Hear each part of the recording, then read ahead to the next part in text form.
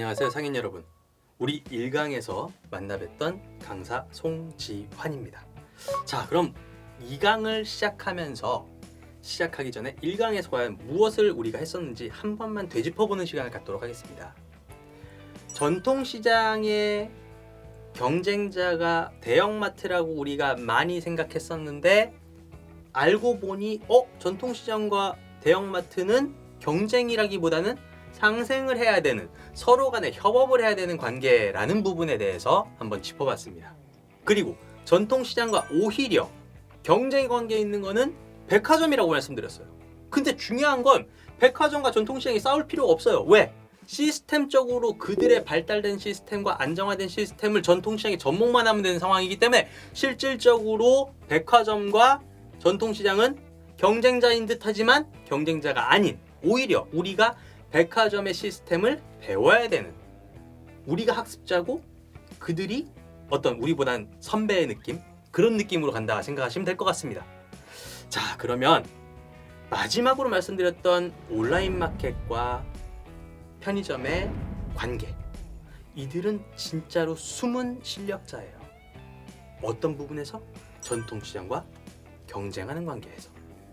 자, 여러분들, 우리 앞에서 방금 전에 말씀드렸던 것 중에 온라인 마켓, 편의점, 이 둘을 말하기 전에 얘기했던 부분이 있습니다. 어떤 부분이냐? 바로 대형마트와 전통시장의 상관관계예요. 이 둘이 왜 협업을 해야 되는지 생각을 해보겠습니다. 얼마 전에 부평에 있는 땡마트가, 제가 참고로 이름은 거론하지 않겠습니다. 브랜드는. 자, 부평에 있는 땡마트가, 대형마트가 폐점을 했습니다. 폐점을 하고 나서 어떤 일이 일어났느냐? 많은 사람들이 생각했습니다. 대형마트가 폐점을 했으니 전통시장이 활성화될 것이고 인근 상권이 활성화될 거야. 왜? 대형마트로 갈 분들이 안 가고 올 테니까. 하지만 결과는 참혹했습니다. 20% 이상의 매출이 떨어졌어요. 이게 무슨 일이냐? 바로 전통시장과 주변 상권이 왜 대형마트가 사라졌다고 이렇게 되느냐? 그 부분은 바로 대형마트와 전통시장의 관계입니다. 대형마트가 있는 경우에는 낙수효과라고 해요. 물이 떨어질 때 옆으로 퍼지는 현상, 즉 대형마트에 온 고객들이 전통시장도 한 번 더 들릴 수 있는 기회가 많은데, 대형마트가 사라짐으로 인해서 전통시장으로 오는, 주변 상권으로 오는 분들이 점점 줄었다는 얘기예요. 그래서 다시 한번 말씀드리지만 제가 생각할 때는 대형마트와 전통시장은 서로 간에 유기적으로 협업을 해야 되는 단계예요. 그러면 우리가 생각해야 되는 부분은 온라인 마켓과 편의점인데, 자, 이 둘은 전통시장에서 굉장히 많이 준비해야 되고 굉장히 많이 배워야 돼요. 온라인 마켓, 우리가 코로나19의 이 상황에서 온라인 마켓들은 점점 성장하고 있습니다. 매출이 어마어마해요. 전통시장으로 오는 손님들은 점점 줄고 있어요. 왜? 집에만 계시니까.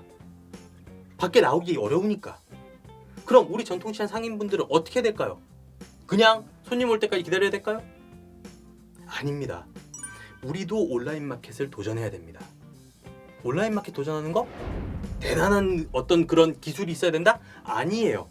기본적으로 온라인 마켓에서 활동할 수 있는 부분들, 오픈 마켓이라고 하는 표현들이 있어요. 땡땡번가, 잉마켓, 이러한 것들이 있어요. 그러한 것들의 오픈 마켓에 여러분들께서 어떻게 접근해야 될지를 배우고 들어간다면 충분히 가능성이 있다는 생각이 듭니다. 자, 그럼 편의점은 어떠냐? 물론 편의점은 개념이 다릅니다. 우리하고. 편의점에 대한 부분을 극복해 나가고 그들과 경쟁을 하기 위해서는 제가 생각한 거는 우리 상인 여러분들도 전통시장도 온라인 마켓에 도전해 봐야 된다는 거. 온라인 마켓, 오픈 마켓은 누구에게나 다 열려있는 그러한 곳입니다. 그렇기 때문에 도전을 해야 된다는 생각을 제가 해봅니다. 자, 그러면 우리가 생각하는 온라인 마켓과 편의점과 전통시장이 어떻게 하면 경쟁할 수 있을까? 여러분들, 우리 한 가지 꼭 생각해야 될 부분이 있습니다. 우리 전통시장에는 없지만 편의점에는 있는, 온라인 마켓에는 있는, 바로 첫 번째 가격 표시입니다. 재밌는 일은 제가 외국에 생활하면서 외국에서 많이 돌아다니면서 본 많은 국가들은 전통시장도 가격 표시를 하고 있습니다. 전통시장에서 다 상품별로 가격 표시가 이루어지고 있어요. 근데 우리 전통시장은 정말로 찾기가 어렵습니다. 뭐가요? 가격 표시가요. 가격 표시라는 거 여러분들 어떤 분이 그런 말씀을 해주셨어요.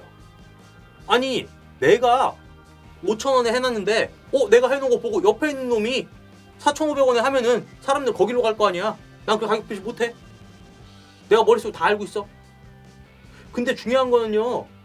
여러분들이 5,000원 했다고 저 옆집에서 5,000원 하는 거 모를까요? 표시를 안 했다고 모를까요? 다 알거든요. 손님이 오셔서 얼마예요? 그러면 요거 한 근에 5,000원이야. 아 그래요? 아우 좀 비싸네. 옆에 가서는 여기 얼마예요? 요거 한 근에 5,000원이야. 아우 저 집네 이 집네 똑같네. 또는 반대로 여긴 6,000원. 저 집 5,000원인데? 또는 4,000원이야. 아우 저기 5,000원인데 여기 싸네. 자연스럽게 가격에 대한 거는 공개될 수밖에 없습니다. 가격 표시를 안 하는 건 다른 사람이 경쟁자가 다른 상점, 다른 상인이 내 가격을 알까 봐서 그래서 공개를 안 한다는 분들이 많으신데요. 실질적으로 모든 가격에 대한 정보는 공개가 되고 있어요. 굳이 이런 상황에서 가격 표시를 안 해야 될 이유가 있을까요? 가격 표시라는 거 굉장히 중요한 부분입니다. 실제로 통계로도 나왔어요. 대한민국 국민들에게 물어봤습니다. 전통시장에서 가격 표시를 할 경우 이용하겠다는 비율이 이용 안 하겠다는 비율보다 훨씬 높게 나왔어요.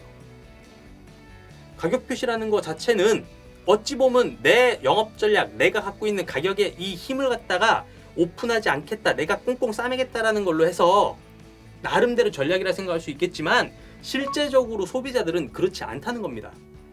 또 하나, 우리가 여기가 5,000원이고 여기가 6,000원이라고 해서 과연 6,000원짜리 안 가고 5,000원짜리 올까요?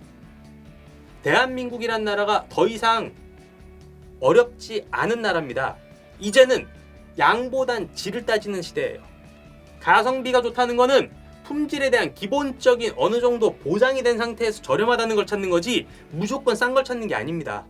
즉 누군가는 싸니까 5,000원짜리 가게를 올 수도 있고 나는 비싸더라도 1,000원 더 주고 좋은 거 먹을 거야 하면서 6,000원짜리 갈 수도 있다는 거예요. 가격 표시라는 것은 이제는 하나의 여러분들의 전략이 돼야 됩니다. 내가 싸게 판다고 손님이 많이 오고 비싸게 판다고 안 오고 하는 시대가 아니에요. 더 이상은. 오히려 비싸면은 뭔가 더 신선한가? 뭔가 더 좋은가? 덤을 더 주나?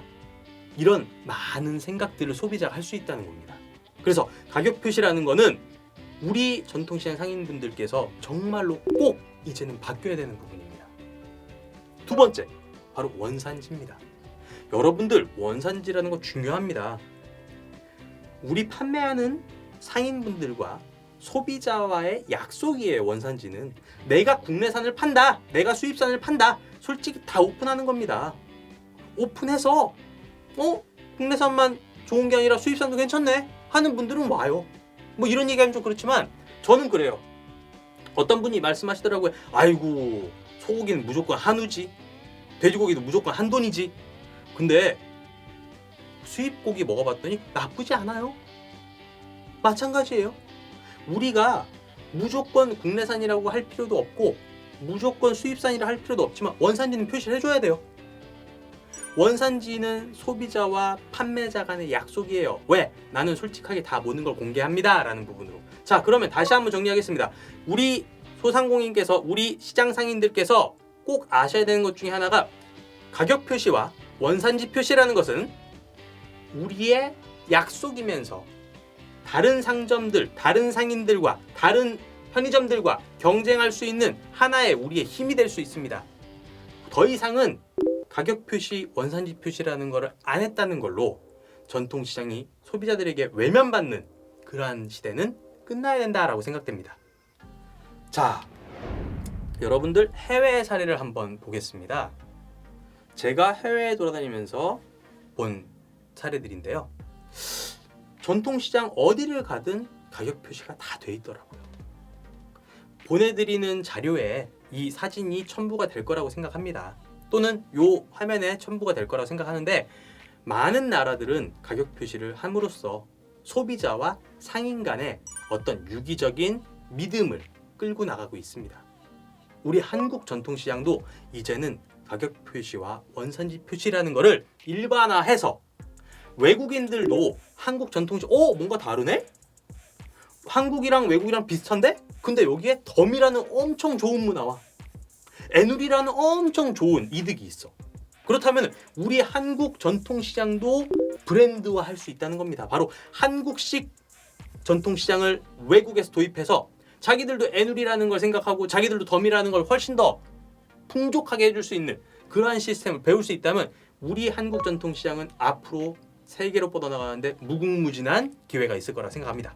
자, 여러분, 우리 2강에서는 가격 표시와 원산지 표시에 대해서 알아봤습니다.